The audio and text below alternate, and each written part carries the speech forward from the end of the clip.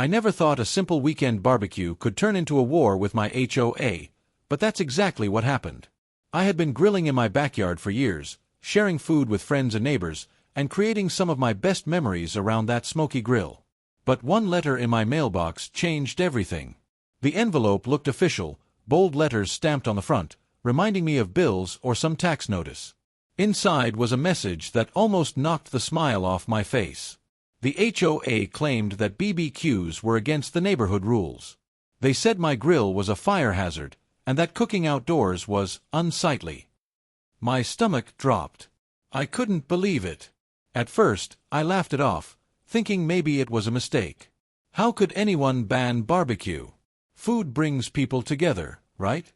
But the HOA wasn't joking. They followed up with another warning. This time, the letter was full of threats, fines, legal actions, and even possible liens against my property if I didn't comply. Suddenly, a simple barbecue felt like a crime in my own home. That's when anger kicked in. Why should someone else decide how I enjoy my backyard? Why should an organization, run by people who barely know me, have so much power over my daily life? I looked at my grill, sitting quietly in the corner, and I realized it wasn't just about food. It was about freedom, dignity, and standing up for myself. I decided I wasn't going down without a fight. The first thing I did was talk to my neighbors. Some shrugged and said, "That's just how the HOA works."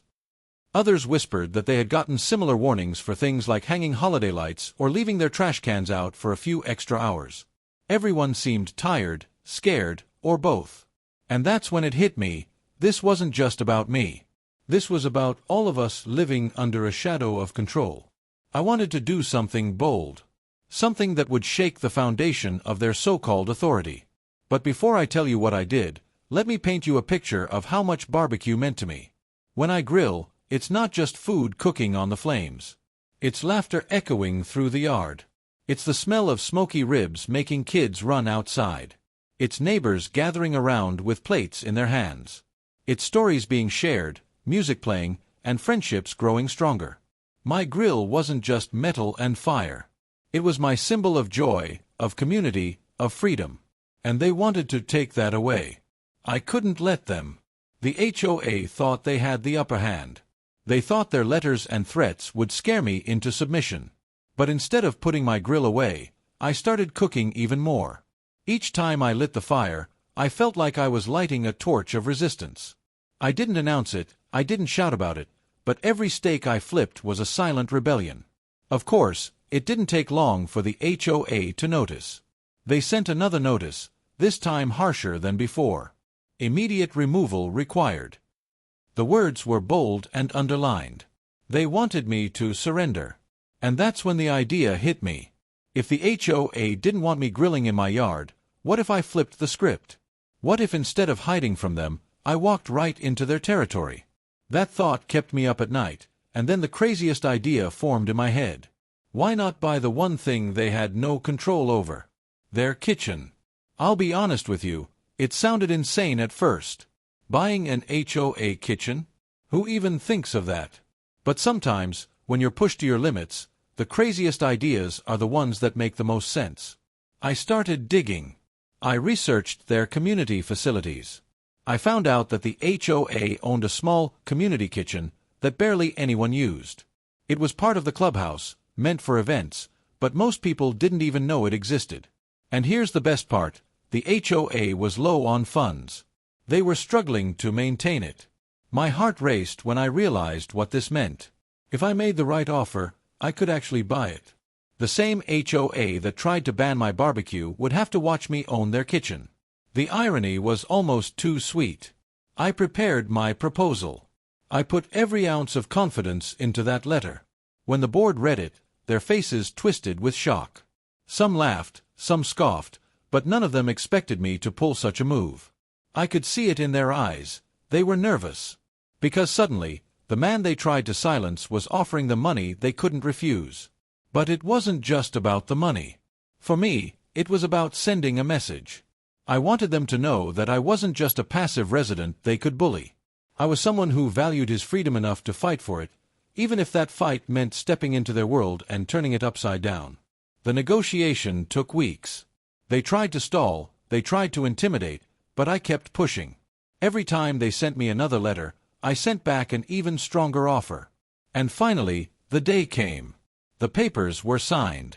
The HOA kitchen was mine. Do you know how it felt, walking into that kitchen for the first time as the owner? Like victory.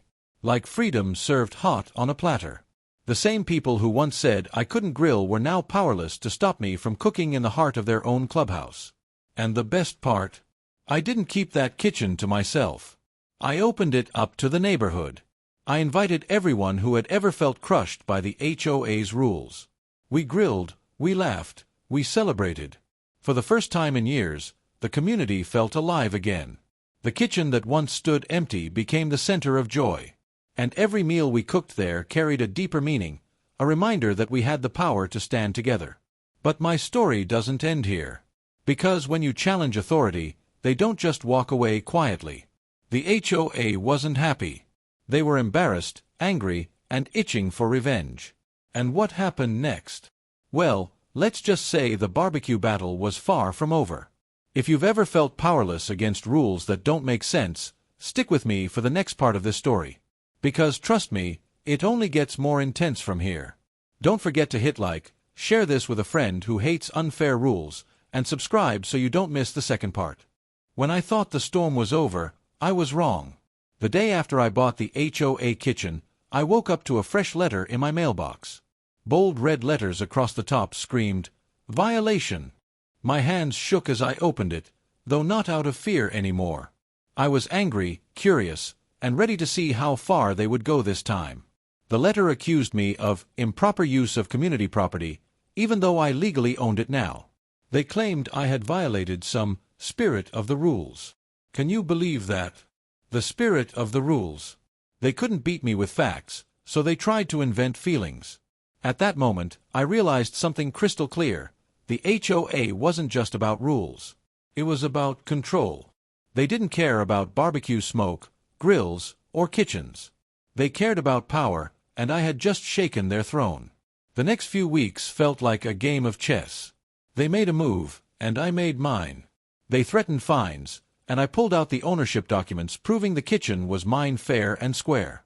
They tried to shame me in community meetings, but I stood tall and reminded everyone how I had turned an empty, dusty kitchen into the heart of our neighborhood. And here's the thing. People noticed. The same neighbors who once whispered in fear started speaking up. They came to the kitchen events, brought their families, and began sharing their own HOA horror stories. It was like the spell of fear was breaking. For the first time, people realized they didn't have to bow down. The HOA hated it. One night, I got a knock on my door. It was Mark, one of my neighbors. His voice was shaky. He told me the HOA had started sending secret surveys around, asking residents if they thought I was a threat to the community. Can you imagine? A threat. All because I refused to give up my barbecue. I laughed when I heard it, but deep inside, it hurt too. Was this what it had come to? Was grilling ribs and chicken wings now an act of rebellion big enough to label me a criminal? Still, I refused to stop. Every weekend, the community kitchen doors swung open, and the smell of food filled the air. Kids ran around, music played, and neighbors smiled again. Each laugh, each plate of food, was my way of telling the HOA, "You don't own us." But then came the meeting that changed everything. The HOA called an emergency board session. The flyer pinned on the community board read, "Discussion of unauthorized activities." Everyone knew it was about me. I walked in with my head high, documents in my hand, ready to defend myself. The room was packed. Some board members glared at me with tight jaws.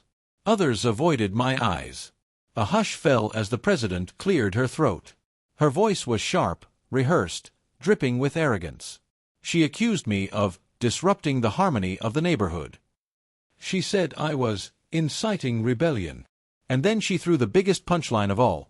She suggested they should raise HOA fees to cover damages caused by misuse of property. That's when I stood up. My heart pounded, but my voice was steady. I pulled out the deed to the kitchen, raised it high, and said, "This is mine, not yours. You cannot fine me for something you don't own."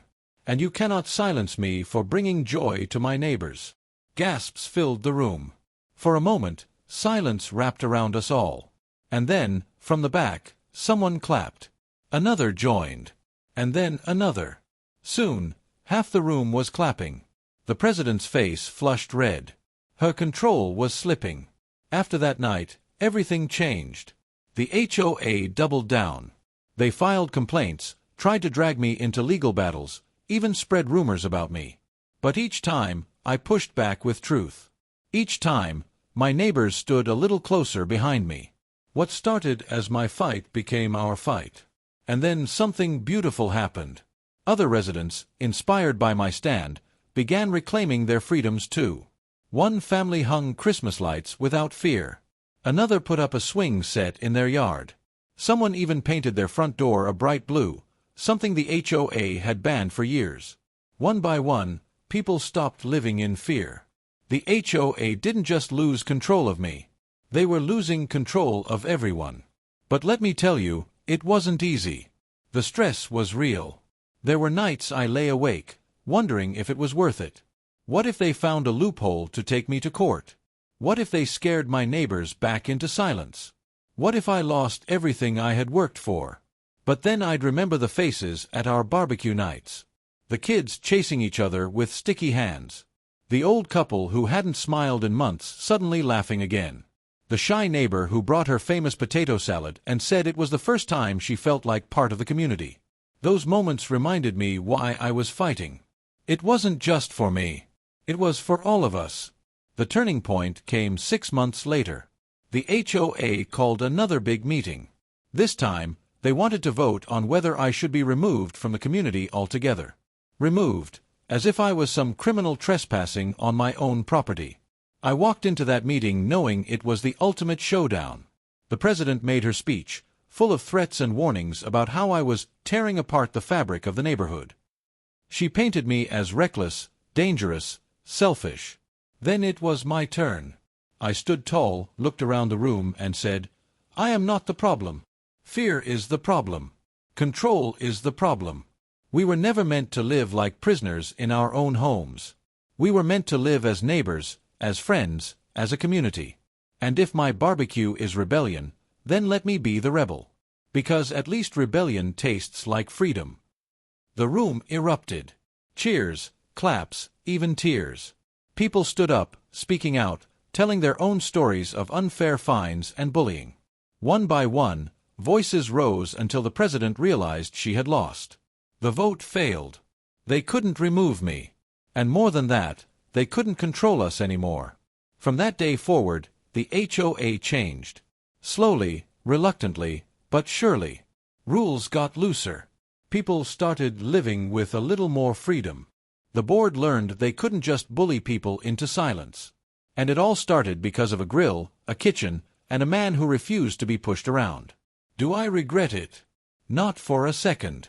That barbecue battle taught me something powerful. Sometimes the smallest fight, over food, over lights, over a swing set, is really about something much bigger. It's about dignity. It's about choice. It's about standing up when everyone else is sitting down. And now, every time I light up the grill, I don't just smell smoke and spices. I smell victory. I smell freedom. I smell the taste of a community that found its voice again. If you believe no one should control the way you live in your own home, share this story. Drop a comment about your own experience, and subscribe for more powerful stories like this. And remember, sometimes, standing up for something as small as a barbecue can ignite a fire of freedom in an entire community.